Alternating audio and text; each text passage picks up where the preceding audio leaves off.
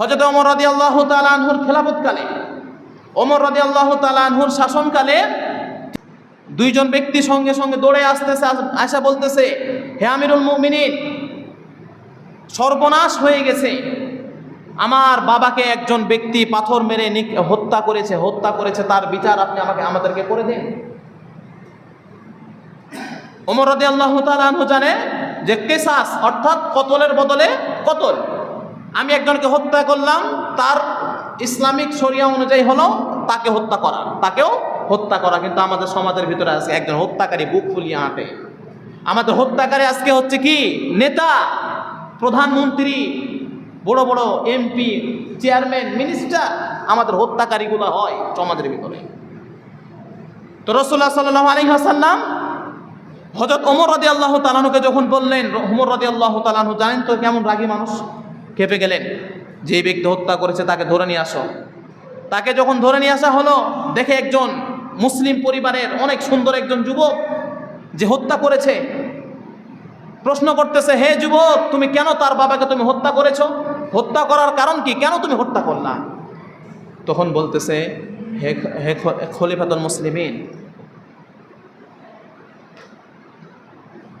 আমার পরিবারের ভিতরে আমরা তিনজন, আমি এবং আমার ছোট ভাই এবং আমার মা, আমার বাবা যুদ্ধে যে শহীদ হয়ে গেছে, আমরা এই তিনজন, আমাদের সম্পদ তেমন কিছু নাই।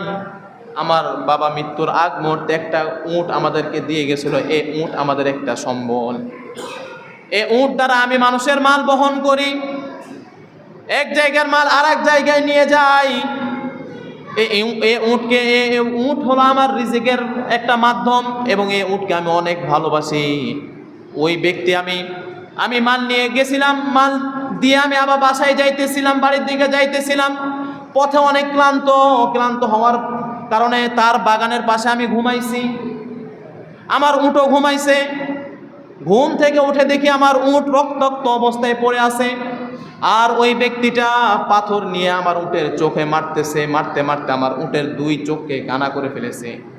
এই দৃশ্য দেখার পরে আমার আর সহ্য হয় নাই, আমার তৎক্ষণিক এত রাগ উঠেছিল, রাগের কারণে আমি একটা পাথর নিয়েছি, পাথর নিয়ে নিক্ষেপ করার সঙ্গে সঙ্গে ওই ব্যক্তি লাগার সঙ্গে সঙ্গে মারা গেছে। কিন্তু ওয়াল্লাহি আমি এই ব্যক্তিকে হত্যা করার জন্য আমি পাথরটা নিক্ষেপ করি নাই। আমার যে রাগ উঠেছিল, এই রাগটা কন্ট্রোল করতে পারি নাই, এই রাগ কন্ট্রোল করার জন্য এই পাথরটা আমি নিক্ষেপ করেছি। ওমর রাদিয়াল্লাহু তাআলা আনহু বলেন, যেহেতু তুমি হত্যা করেছো, হত্যার বদলে হত্যা, কোনো কিছু করার নাই, তোমাকে এখন হত্যা করা হবে।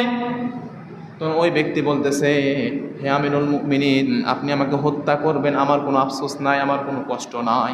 আপনি আমাকে হত্যা করেন, তবে আমি মারা যাওয়ার পূর্বে আমার দুইটা ইচ্ছা আছে, আমার ইচ্ছাগুলো পূরণ করেন। তখন বলতেছে, তোমার কি ইচ্ছা তুমি বলো।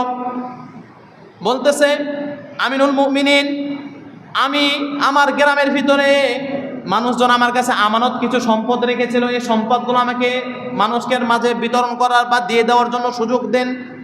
এবং আমার মা, তিনাকে আমি একটু জানাই আসি যে আমার কাছে এমন একটা সমস্যা হয়েছে, এই জন্য আমাকে হত্যা করা হবে, আমাকে ওমর রাদিয়াল্লাহু তাআলা কতল করবে, এই জিনিসটা আমি একটু শুধু জানাই আসি, এই জন্য আমাকে আপনি 2 দিন সময় দেন। ওমর রাদিয়াল্লাহু তাআলা বলতেছে, কোনোভাবেই সম্ভব নয়। কোনোভাবে কি সম্ভব? একজন মার্ডার কেসের আসামিকে 2 দিনের জন্য উন্মুক্তভাবে ছেড়ে দেওয়া সম্ভব? এখন বর্তমানে যদি কোনো মার্ডার কেসের আসামিকে ছেড়ে দেওয়া হয়, তাকে আর খুঁজে পাওয়া যাবে? কিন্তু সে বিনয় সহিত বলতেছে, আমিরুল মুমিনিন, আপনি আমাকে ছেড়ে দেন, 2 দিন সময় দেন, 2 দিন সময় দেন। এই 2 দিনের মধ্যে আমি যাব, আমার কাছে যে আমানতগুলো আছে, যে কর্জগুলো আছে, কিছু ঋণ আছে, সেগুলো শোধ করে দিয়ে এবং আমার মার সাথে দেখা সাক্ষাৎ করেই আমি আসবো। তখন আপনি আমার উপর এই কতল করিয়েন আপনি আমাকে। ওমর রাদিয়াল্লাহু তাআলা কোনোভাবে রাজি হয় না, কিন্তু সেই সাহাবী অনেক কাকুতি মিনতি করতেছে, অনেকভাবে কাকুতি মিনতি করতেছে। না, কারণ আপনি আমাকে হত্যা করবেন, আমার মাথায় ঋণের বোঝা আছে, নির্ঘাত আমি জাহান্নামে যাব। আপনি যেহেতু খলিফাতুল মুসলিমিন, আপনি জানেন, আপনি বুঝতে পারতেছেন, এই দায় মুক্ত আপনি আমাকে করেন। অনেক কাকুতি মিনতি করতেছে, অনেকভাবে করতেছে। ওমর রাদিয়াল্লাহু তাআলা রাজি হয় না, স্বাভাবিক, কারণ যদি যায়, যেহেতু অপরিচিত ব্যক্তি, আবার যদি যায়, সে ফিরে আসবে কিনার গ্যারান্টি কে দিবে? কেউ দিতে পারবে না।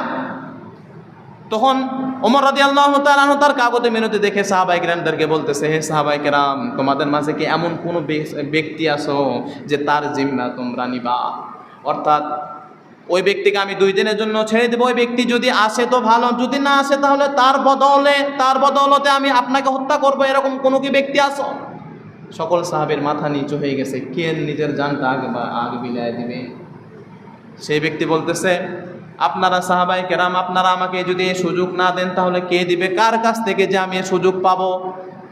এই সুযোগ পাওয়ার জন্য যখন এইভাবে কাগজে মিনতি করতেছে, তখন একজন সাহাবী আবু যর গিফারি রাদিয়াল্লাহু তাআলা আনহু, তখন তার মনের ভিতরে রহম দয়া হয়েছে, তার মনের ভিতরে চিন্তা ভাবনা আসলো, হায়রে একজন মুসলমান ব্যক্তি সে যদি মারা যায় এই অবস্থায়, এবং যদি আল্লাহ পাক রব্বুল আলামিনের কাছে এবং আমার রাসূলের কাছে যদি বলে, ইয়া রাসূলুল্লাহ, আমি শেষ মুহূর্তে এমন একটা কাগজে মিনতি করেছিলাম, আমাকে রেহাই দেয় নাই, আমরা কি জবাব দিব? এই জন্য বলতেছে, ওই সময় ওই জায়গাতে দাঁড়িয়ে বলতেছে, আমি হচ্ছে এর জামিনদার, আমি দাঁড়ায় গেলাম, ওই যদি না আসে, এই যুবক যদি না আসে, তার বদৌলতে আপনারা আমাকে হত্যা করিয়েন। এই কথা বলে হযরত আবু যর গিফারি রাদিয়াল্লাহু তাআলা আনহুকে বন্দী করে তিনি চলে গেলেন। 1 দিন পার হয়ে গেল, 2 দিন পার হয়ে গেল, ওই ব্যক্তির আর কোনো খবর নাই। 2 দিনকার দিন হযরত ওমর রাদিয়াল্লাহু তাআলা আনহু আবু যর গিফারি রাদিয়াল্লাহু তাআলা আনহুর কাছে সংবাদ পাঠাইলো, আবু যর, এখন পর্যন্ত অপরাধী আসে নাই, আপনি গোসল করে আপনি বিদায় দিনে রেডি হয়ে যান, আপনাকে হত্যা করা হবে। যেই ব্যক্তি সংবাদ দিতে এসেছে সে বলেছে, শুধু আমি গোসল নয়, এই যে আমার কাফনের কাপড়, আমি কাফনের কাপড় সঙ্গে নিয়ে নিয়েছি, চলো তোমরা আমাকে হত্যা করবা।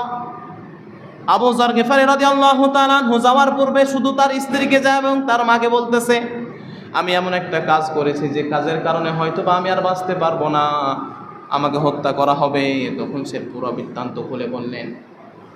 পুরো বৃত্তান্ত বলার পরে, যে একজন মুসলমানকে সাহায্য করার জন্য আমি এই অপরাধটা মাথায় পেতে নিয়েছি, যদি আমার মরণ হয়ে যায় তোমরা আমাকে ক্ষমা করে দিও। এই বলে সে বাড়ি থেকে বিদায় নিয়ে নিল।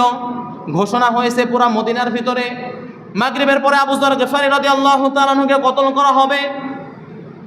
সকল ব্যক্তি আবু যর গিফারি রাদিয়াল্লাহু তাআলা আনহুকে হত্যা করার দৃশ্যটা দেখতে এসে তখন আফসোস এবং সকলেই বলতেছে, হে আবু যর, তুমি কি নির্বোধ, তুমি কি বোকা? একজন যে ব্যক্তি অপরিচিত, তুমি যাকে চিনো না জানো না, তার বদৌলতে তুমি আজকে মারা যাইতেছো, তোমার মতো বোকা আর কেউ নাই।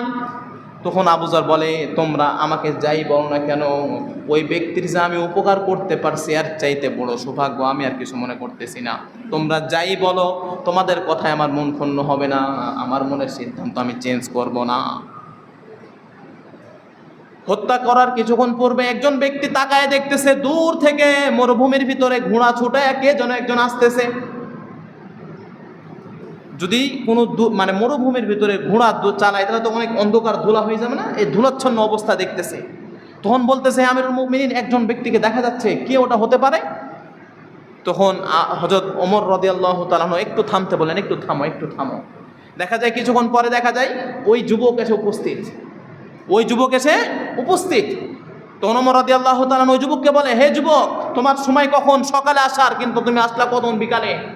তখন সে যুবক বলে, হে আমিরুল মুমিনিন, আমি যাদের কাছ থেকে কর্জ নিয়েছিলাম, আমি কর্জ দেওয়ার জন্য সব বাসায় গেছি, যে দিয়ে চলে আসবো, কিন্তু তাকে আর বাড়িতে খুঁজে পাই নাই। তার কর্জটা তাকে বুঝিয়ে দেওয়ার জন্য খুঁজতে আমার অনেক দেরি হয়ে গেছে। এই দৃশ্য যখন ওই যে 2 জনের বাবা মারা গেছে, ওই 2 জনকে যখন বলতেছে, ওই 2 জন তখন বলতেছে, হাইরে, এমন একজন ব্যক্তিকে সে তো স্বেচ্ছায় মারে নাই, সে রাগের মাথায় একটা পাথর নিক্ষেপ করেছে, তার কারণে লেগে মারা গেছে, সে স্বেচ্ছায় মারে নাই। তাহলে এই ব্যক্তিকে আমি ক্ষমা করে দিই। তার মন যদি এত বড় উদার হতে পারে, তাহলে সেই ব্যক্তি অবশ্যই ভালো। আর ভালো ব্যক্তিকে যদি আমার দ্বারাই ভালো ব্যক্তি যদি মারা যায়, আমি আল্লাহ তাআলার কাছে কি জবাব দিব? তখন আল্লাহ তাআলার কাছে জবাব দিতে যে পারবে না, এই জন্য ওই 2 জন বাবার সন্তান মাফ করে দিলেন। এটাই হলো ইনসাফ। কিন্তু আজকে আমাদের দিকে কোনো